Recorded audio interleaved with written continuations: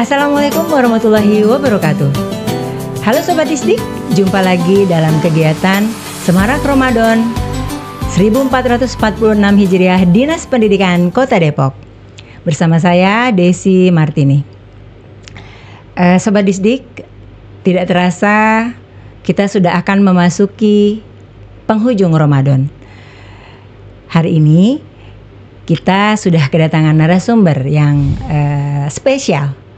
Beliau adalah Kepala Bidang Pembinaan SMP sekaligus juga Ustadz ya pada hari ini. Assalamualaikum Pak Kabid Joko. Waalaikumsalam warahmatullahi wabarakatuh. Bu Desi sehat ya? Alhamdulillah Pak Kabid. Bagaimana Pak Kabid kabarnya? Alhamdulillah, di suasana Ramadan ini luar biasa, nikmat sekali. Alhamdulillah ya Pak Kabid ya. Alhamdulillah. Pak Kabid, kita nih nggak terasa nih sudah mau di penghujung bulan Ramadan. Ya, tinggal beberapa hari lagi kita akan meninggalkan ya, atau ditinggalkan di bulan Ramadan ini. Pak Kabid Joko, menurut Pak Kabid sendiri ya, bagaimana sih caranya gitu agar suasana atau kegiatan-kegiatan atau peningkatan ibadah di bulan Ramadan ini masih tetap bisa kita lakukan di bulan-bulan setelah bulan Ramadan? Ya, baik Bu Desi, terima kasih atas pertanyaan-pertanyaannya yang sekitar Ramadan ya. Dan sudah kita rasakan ya, ternyata waktu berjalan begitu cepat ya. Tahu-tahu sekarang sudah hari ke-26. Ini luar biasa, menunjukkan bahwa ya kita memang aktif ya dalam kehidupan ini gitu. Karena ya orang yang aktif, yang melaksanakan banyak kegiatan itu memang nggak terasa. Termasuk menjalani kehidupan di bulan Ramadan yang penuh berkah ini, itu tiba-tiba sudah di penghujung akhir ya. Bukan 10 hari terakhir lagi, tapi tinggal beberapa hari lagi ke depan. Nah, kita berharap ya keberkahan di bulan Ramadan itu terus ya menyertai kita ya sampai ketika kita ke bulan-bulan berikutnya, bulan Syawal ya dan seterusnya. Sehingga ya kita benar-benar menjadi manusia yang memang ya diharapkan menjadi orang-orang yang bertakwa kepada Allah Subhanahu wa taala. Seperti dalam surat Al-Baqarah ayat 183 ya. Nah, hal yang seperti ini sebenarnya harus kita pertahankan gitu. Karena setiap orang coba di bulan Ramadan itu merasakan betapa ya mudahnya orang berbuat baik gitu ya. Betul. Betapa mudahnya orang ya menebar kebaikan, dimulai dari senyum, berbagi ya, sampai kepada hal-hal yang sifatnya menolong orang lain. Ini kan adalah efek ya dari sebuah aktivitas yang dibentuk oleh Tuhan yang Maha Kuasa, Allah Subhanahu wa taala sedemikian rupa sehingga benar-benar ini menunjukkan adalah ya bulan pendidikan yang sangat paripurna gitu. Nah, sehingga ini harus kita pertahankan. Ya, kalau bisa. Orang di bulan Ramadan merasa ya diawasi oleh Allah Subhanahu wa taala. Orang di bulan Ramadan merasa setiap perbuatan kebaikan sekecil apapun ya akan diganjar oleh Allah Subhanahu wa taala. Ini kan sebuah mentalitas yang luar biasa gitu. Betul. Karena pembentukan dari pendidikan atau ya nuansa Ramadan yang dibentuk oleh Tuhan yang Maha Kuasa, yang Maha Pencipta, menciptakan metode pendidikan ini sangat luar biasa. Karena itu sobat Disdik yang baik hati ya, ini kesempatan yang tinggal beberapa hari ini lagi kita tidak boleh sia-siakan. Sangat bermanfaat atau sangat baik buat kondisi kita. Coba ya, dari fisik ya, itu kita merasakan kondisi fisik yang ideal. Kemudian dari pemikiran ya, pemikiran yang muncul adalah pemikiran-pemikiran yang positif ya. Apalagi kalbu kita, hati kita ini juga adalah ya tertempa oleh pengkondisian yang luar biasa sedemikian rupa.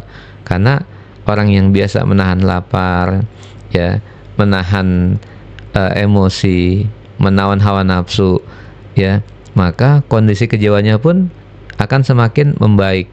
Nah, kalau kebiasaan ini kita bawa ke bulan-bulan berikutnya, mudah-mudahan semua bangsa Indonesia atau umat Islam di seluruh dunia ini akan menjadikan sebagai umat yang rahmatan lil alamin. Begitu Bu Desi. Luar biasa ya Pak Kabid ya.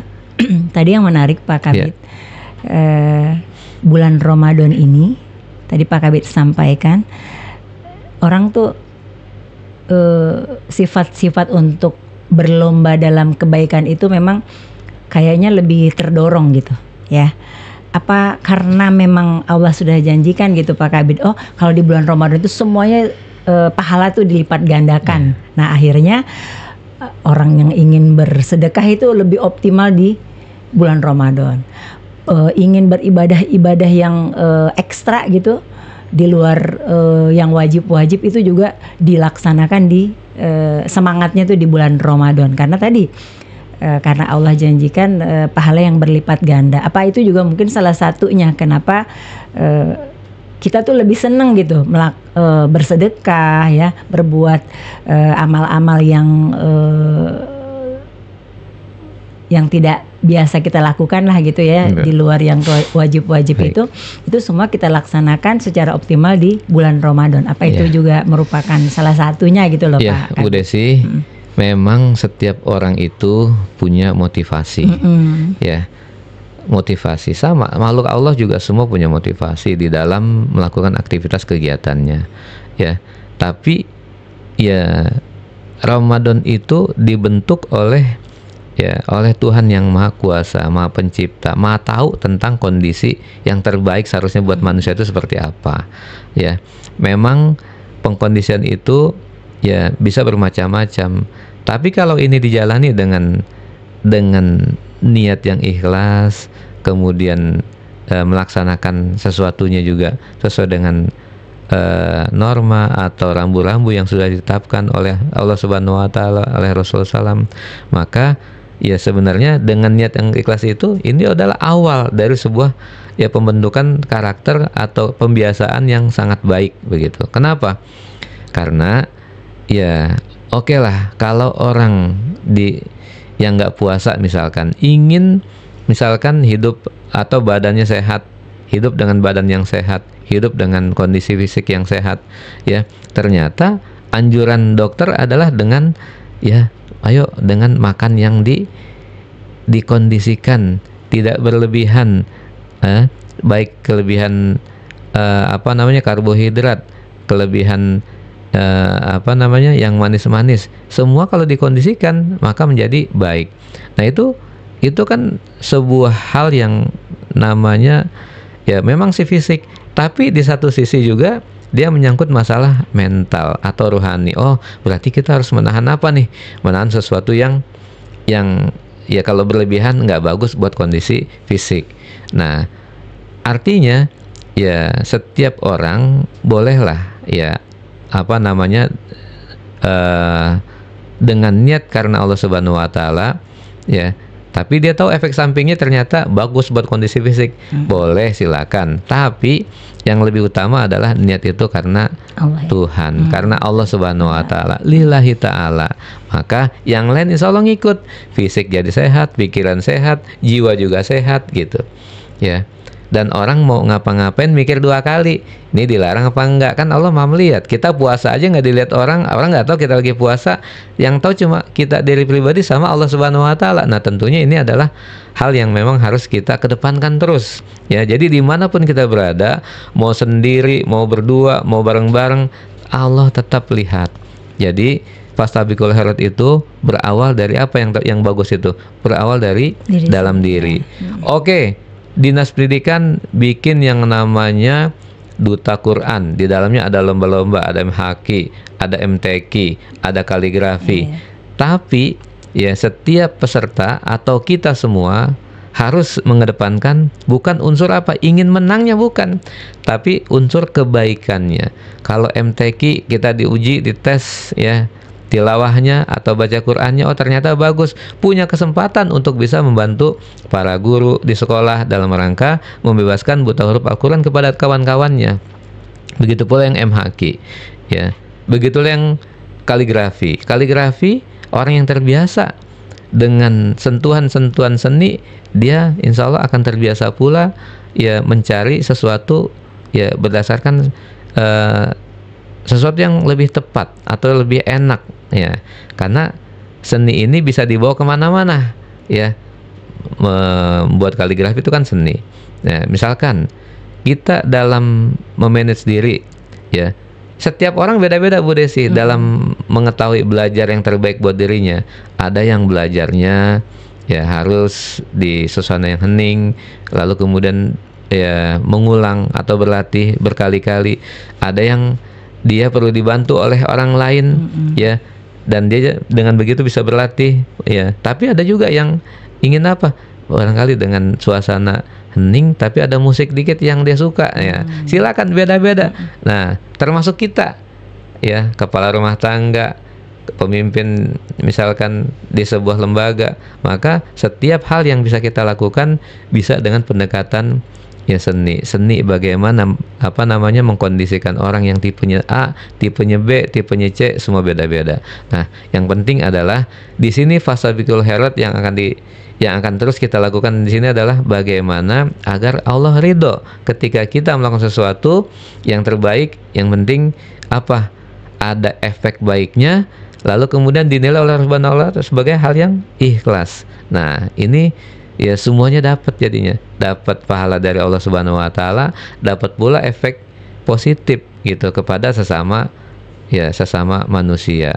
Gitu nuansanya. Nah, karena itu saya cenderung apa? Ya, ini harus dipertahankan nilai-nilai seperti ini. Ya, dipertahankan apanya? Nilai-nilai Ramadan, orang-orang yang puasa di bulan Ramadan, nilai-nilainya harus dibawa ke ya ke bulan ke 11 bulan berikutnya. Ini kan luar biasa. Ya, nggak akan bisa dihindari ya, kalau kita ingin kembali ke bulan Ramadan lagi, kita akan melewati 11 bulan gitu. Tapi bisa nggak mengkondisikan diri di 11 bulan itu dengan pengkondisian yang bagus seperti bulan Ramadan ini gitu. Ya kalau bisa alhamdulillah gitu Bu Desi. Tapi yang diharapkan inginnya bisa ya Pak Kabid ya. Artinya keistiqomahan itu ya. Betul. Istiqomah dalam kebaikan itu adalah ya nilai-nilai yang memang yang nggak bisa sedemikian rupa akan bisa dilaksanakan oleh seorang. Dia harus berlatih ya, dia harus mentadrib dirinya, dia harus membiasakan dirinya sehingga apa? Nanti kebaikan-kebaikan itu menjadi sebuah kebiasaan. Kalau orang yang terbiasa misalkan dia baca Quran setiap hari, maka nilai-nilai kebaikan itu pasti akan dia rasakan kok. Yang lalu ketika saya baca Quran setiap hari, dalam hati enak, pikiran juga tenang dan sebagainya. Oh, berarti ada nilai tertentu yang kalau dia pertahankan itu, dia akan dapat itu apa? Ketenangan ya. Ketenangan. Karena apa? Sama dengan berzikir ya, ala bizikrillahi tatmainnul qulub ya. Jadi hanya dengan berzikir kepada Allah Subhanahu wa Ta'ala hati menjadi tenang. Baik gitu Bu Desi. Iya, insyaallah ya Pak Kabid ya, Pak Joko. Jadi memang Ramadan itu jangan disia-siakan, bisa dibilang. Terus kemudian juga pembiasaan di bulan Ramadan selama 30 hari itu sangat dimungkinkan atau dihimbau ya, agar itu menjadi satu kebiasaan. Kemudian kita juga melakukan kegiatan-kegiatan atau pembiasaan tersebut di 11 bulan berikutnya. Bisa kok, bisa. Setiap orang bisa pasti menjaga bisa ya, keistiqomahan ini. Betul. Istiqomah itu apa sih artinya? Istiqomah itu adalah kesinambungan atau istimroriyah, kesinambungan amal. Jadi amal itu harus berkesinambungan, jangan berhenti plak sampai di sini, lalu kemudian nanti setelah Ramadan selesai hilang juga pula gitu ya. Kebiasaan itu namanya tidak istiqomah. Ya, tapi memang menjaga istiqomah itu karena dia perlu perlu sesuatu yang harus dilakukan, maka ganjarannya juga orang istiqomah luar biasa. Kan Allah Subhanahu wa taala di dalam suratnya berfirman, innalladzina qalu rabbunallah, ya, sumastaqamu tatanazzalu alaihimul malaikatu alla takhafu wa la tahzanu wa abshiru bil jannah allati kuntum tu'adun. Jadi orang-orang yang ya menyatakan Rabb kami adalah Allah Subhanahu wa taala, kemudian mereka beristiqomah, mereka akan diberikan kabar gembira ya dengan kedatangan malaikat yang menyampaikan, ya janganlah engkau sedih, janganlah engkau takut, ya karena orang yang istiqomah akan diberikan balasan yang baik, yang besar, yang nggak terduga, yang kalau di dunia nggak seberapa, di akhirat luar biasa. Masya Allah. Nah, yang seperti itu. Atau mau Bu Desi mau tahu kiat-kiatnya bagaimana biar kita istiqomah? Nah itu dia itu. Bukan gitu. Saya aja, Sobat Disdik di rumah pastinya juga ingin tahu tipsnya biar tetap selalu istiqomah. Baik, Sobat Disdik yang dirahmati Allah Subhanahu wa taala, karena istiqomah itu adalah kebaikan yang berkesinambungan, tapi perlu pembiasaan, maka kita harus siap dengan pengorbanan yang harus kita lakukan. Jadi yang pertama adalah ketika kita ingin menjaga keistiqomahan, maka yang pertama kita harus tahu bahwa kita itu hidup nggak akan selamanya di muka bumi ini. Kita pasti akan mati, kita pasti akan meninggalkan dunia. Ya, apa ada yang jamin 40 tahun lagi Pak Joko Sutrisno masih hidup? Belum tentu gitu. Apakah ada yang ngejamin ya Bu Desi misalkan besok, 50 tahun lagi masih ada? Belum tentu. Nah, karena kita akan meninggalkan dunia dan kita akan menjadi orang yang mengisi liang lahat dan kemudian akan dibangkitkan di padang mahsyar, maka ya jadikanlah kebaikan itu sebagai pembiasaan yang ada pada diri kita. Berarti apa? Ingat mati, gitu. Poinnya ya. Ingat mati, ingat bahwa kita adalah makhluk yang akan meninggalkan dunia. Camat ya, calon mati katanya. Camat, gitu. Ya, kepala daerah, ya di atas lurah. Iya, tapi ini adalah calon mati. Setiap orang memang tidak akan ada yang hidup selamanya. Yang kedua, ya, Sobat Disdik yang dirahmati Allah Subhanahu wa taala, orang yang ingin istiqomah, dia bisa selain mengingat mati adalah juga harus melihat orang-orang yang sedang kepayahan, kesusahan atau sakit. Coba orang yang kepayahan, kesusahan atau sakit, coba pada saat itu ketika dia ingin melakukan perbuatan-perbuatan yang baik, bisa apa enggak? Nggak bisa. Ketika dia ingin melakukan sesuatu atau ingin menikmati sesuatu aja, ternyata nggak boleh, nggak bisa. Kenapa? Ada ya yang membuat dirinya nggak bisa melakukan itu gitu. Berarti apa? Ya, nyambung tuh. Tadi yang pertama ingat mati, maka untuk selalu menjaga agar kita ingat mati, ya sering-seringlah melihat orang yang susah atau yang sedang sakit, sedang kesulitan.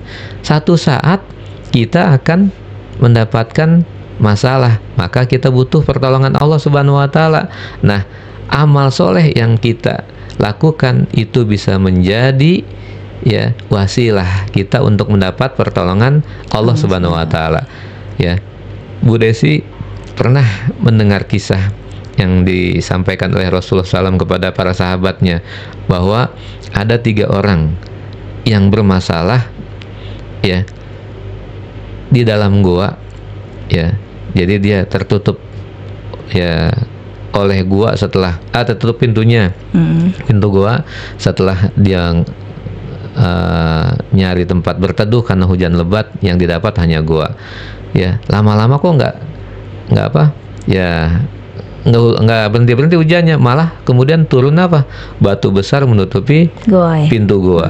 Tapi setelah salah seorang dari mereka ya mengingatkannya bahwa ayo kita berdoa yuk, ya, karena kita sudah mencoba bertiga ternyata tidak bisa membuka ya mulut gua ini dari batu besar.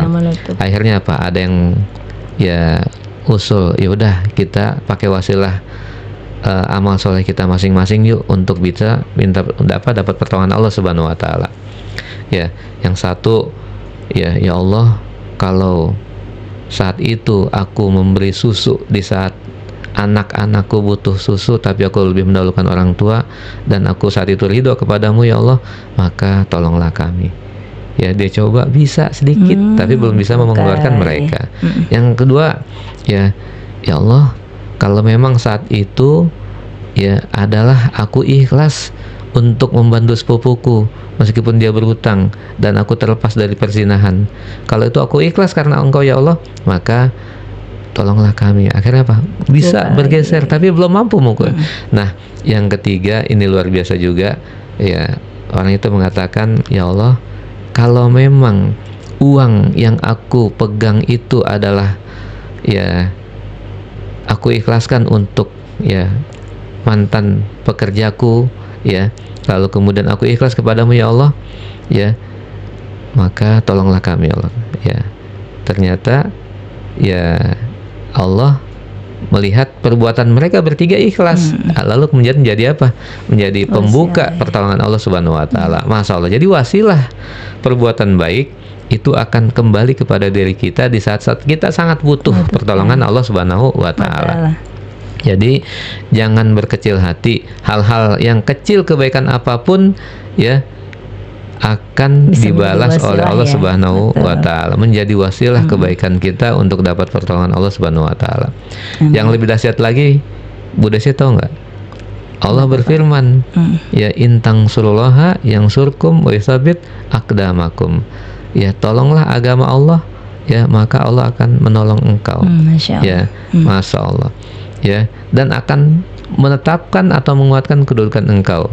Ya, artinya buat kita, kalau memang ya kita terbiasa berbuat baik karena ingin Islam itu kelihatan baik oleh orang lain karena Allah Subhanahu wa Ta'ala, lakukan aja gitu, ya, gitu, lakukan aja.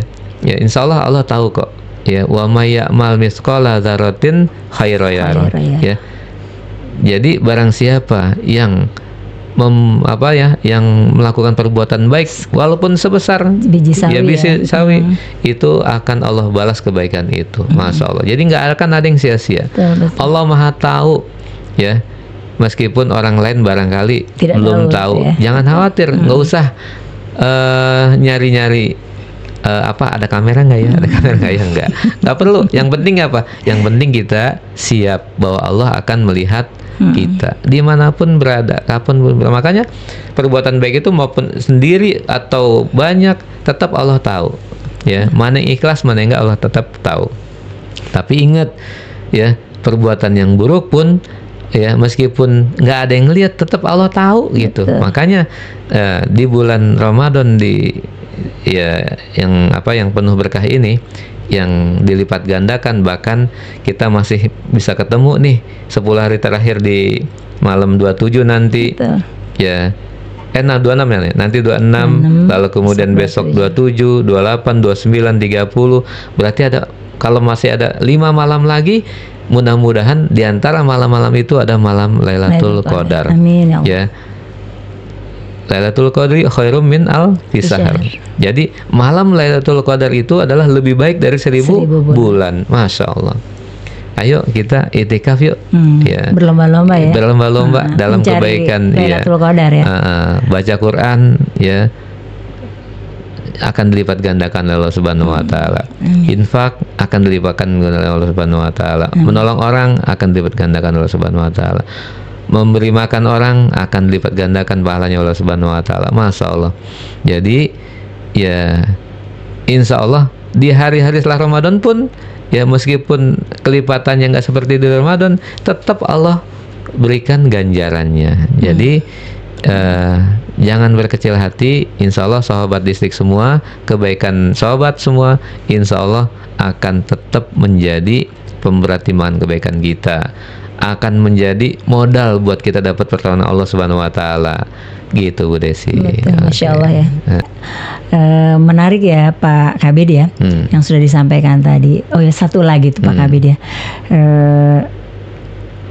Adakah himbauan lah gitu ya untuk insan pendidikan lah, artinya guru, kemudian juga mungkin orang tua juga ya Pak Kabid, dan pasti juga betul, bagaimana tadi untuk yang tadi Pak Kabir sampaikan, tipsnya tadi itu biar bisa dilaksanakan. Baik Bu Desi dan sobat pendidikan atau sobat distrik yang disayang Allah Subhanahu wa taala, ya jangan lupa ya kita ini sesungguhnya adalah pendidik, minimal mendidik diri kita.